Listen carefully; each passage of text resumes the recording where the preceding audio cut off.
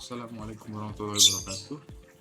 Yang terhormat dosen pengampu dan teman-teman yang saya banggakan. Di sini saya mewakili kelompok 4 sebagai moderator akan menyampaikan hasil wawancara mengenai organisasi Ikatan Pelajar Putri Nahdlatul Ulama atau IPPNU. Sebelumnya, izinkan saya memperkenalkan anggota saya dari kelompok 4. Yang pertama adalah Novi Sri Mulyani, kedua Nur Amanah, ketiga Nani Nazili, keempat Rudin Rahmaduddin, kelima Sujai, dan yang terakhir saya sendiri Gilang Maulana sebagai moderator. Selanjutnya saya akan alihkan kepada pembaca presentasi. Assalamualaikum warahmatullahi wabarakatuh. Di sini saya akan menjelaskan latar belakang IPNU, rumusan masalah, dan tujuan. Yang pertama yaitu latar belakang IPNU. Lahirnya atau berdirinya Ikatan Pelajar Nahdlatul Ulama yaitu dengan kebutuhan wadah pengkaderan bagi generasi muda Nahdlatul Ulama yang dinaungi oleh santri NU dan pendidikan umum, yang diharapkan mereka bisa mumpuni atau mempunyai bidang-bidang yang diharapkan, yaitu bidang birokrasi, bidang politik kebangsaan, dan bidang-bidang profesi lainnya. Selanjutnya yaitu rumusan masalah. Rumusan masalah ini terdiri dari 8 masalah. Yang pertama, bagaimana sejarah berdirinya organisasi IPNU IPPNU di Universitas Bhimagraha dan pada tahun berapa? Yang kedua, apa saja struktur organisasi IPNU IPPNU pada saat ini? Yang ketiga, ada berapa jumlah anggota organisasi IPNU IPPNU pada saat ini? Yang keempat, tugas apa saja per divisi dari organisasi IPNU IPPNU? Yang kelima, apakah organisasi IPNU IPPNU sering melakukan rapat anggota? Yang keenam, apakah organisasi IPNU IPPNU mempunyai kas buku? Yang ketujuh, apakah organisasi IPNU IPPNU pernah mengadakan acara di dalam kampus maupun luar kampus? Dan yang terakhir, apa alasan kita untuk masuk ke dalam organisasi IPNU IPPNU. Selanjutnya yaitu tujuan. Tujuan masalah ini yaitu yang pertama, kita mengetahui sejarah berdirinya organisasi IPNU IPPNU di Universitas Bhimagraha dan pada tahun berapa. Yang kedua, mengetahui struktur organisasi IPNU IPPNU. Yang ketiga, mengetahui jumlah anggota organisasi IPNU IPPNU pada saat ini. Yang keempat, mengetahui tugas-tugas per divisi organisasi IPNU IPPNU. Yang kelima, mengetahui organisasi IPNU IPPNU sering melakukan rapat anggota. Yang keenam, mengetahui organisasi IPNU IPPNU mempunyai kas buku. Yang ketujuh, mengetahui organisasi IPNU IPPNU pernah mengadakan acara luar kampus maupun dalam kampus. Yang terakhir, mengetahui alasan apa untuk harus memasuki organisasi IPNU IPPNU. Cukup sekian dari saya. Wassalamualaikum warahmatullahi wabarakatuh. Saya Sujai dengan NIM 23211 akan mempresentasikan tentang organisasi IPNU IPPNU, di mana IPNU IPPNU UPG didirikan tanggal 10 Januari 2021, Mapesta pertama di Kelapa II. Sejarah berdirinya pada masa saat pembentukan STI dan Bhimagraha menjadi Universitas Bhimagraha. IPNU IPPNU ini juga menjadi organisasi pertama di Universitas Bhimagraha. Struktur organisasi yang ada di IPNU IPPNU saat ini atau saat periode 2023 sampai 2024 diketuai kepengurusan Tanjung Lesmana, Sekretaris Yudi Adriani, Bendahara Muhammad Novel, Ketua Siti Maria Kufa, Sekretaris Bendahara Nadia Natania, Jumlah anggota di organisasi IPPNU saat ini terdiri dari 50, yaitu 30 anggota dan 20 kepengurusan. Terima kasih. Presentasi selanjutnya akan dilanjutkan oleh teman saya.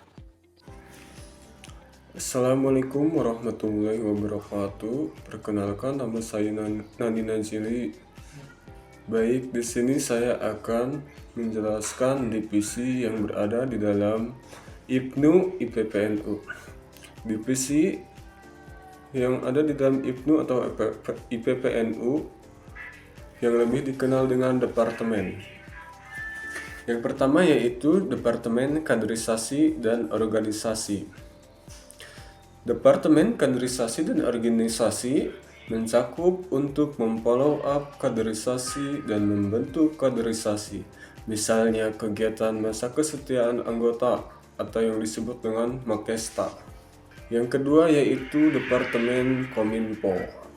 Tugas departemen ini membuat dokumentasi, membuat pamflet, banner, dan template ucapan seperti ucapan ulang tahun dan hari-hari besar lainnya.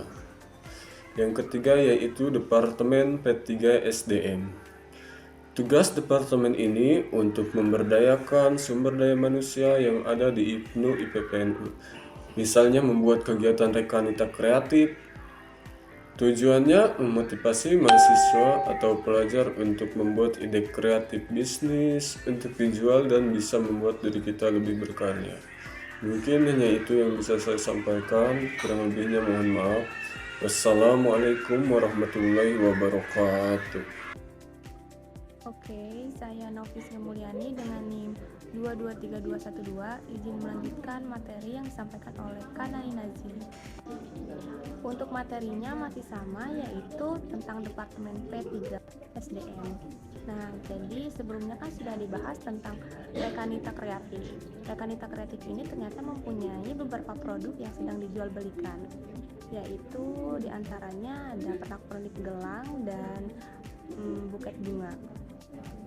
Membuat seminar yang berjudul Lebih Tinggikan Derajat Laki-laki dan Perempuan, karena IPNU IPPNU ini tidak lepas dari kesetaraan gender, dan untuk kajiannya dilaksanakan secara offline dan online.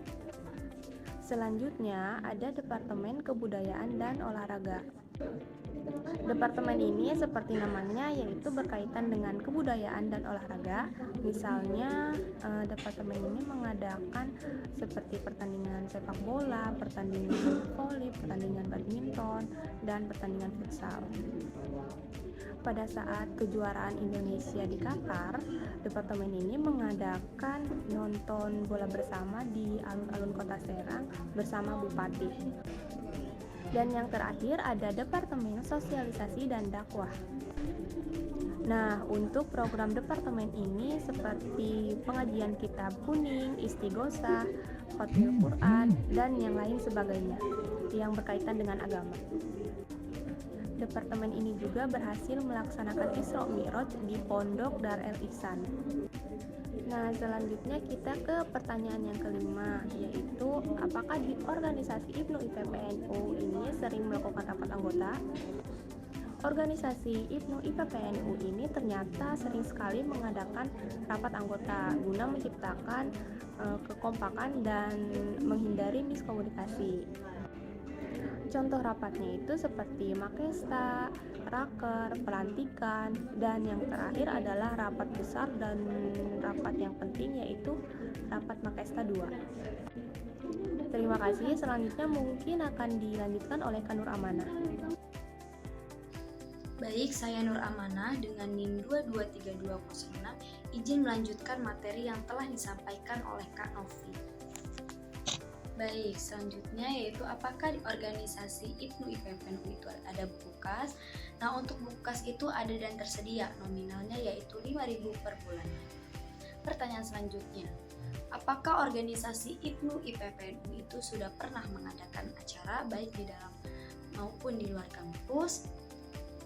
Tentu sudah.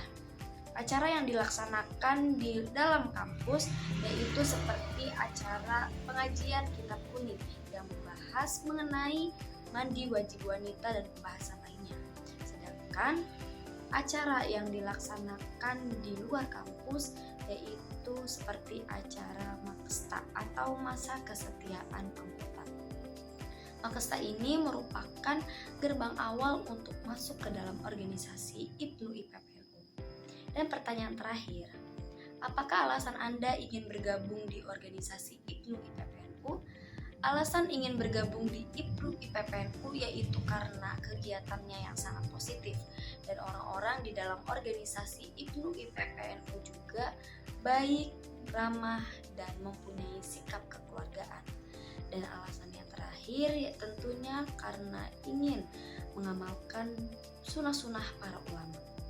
Terima kasih, saya kembalikan kepada moderator. Baik, kesimpulan dari presentasi kelompok kami kali ini adalah IPPNU atau Ikatan Pelajar Nahdlatul Ulama dan IPPNU, saya ulangi, IPNU Ikatan Pelajar Nahdlatul Ulama dan IPPNU Ikatan Pelajar Putri Nahdlatul Ulama adalah organisasi pelajar yang berada di bawah naungan Jamiyah Nahdlatul Ulama. Mereka memiliki sejarah yang kaya dengan IPNU didirikan untuk menyatukan organisasi pelajar di bawah naungan Nahdlatul Ulama.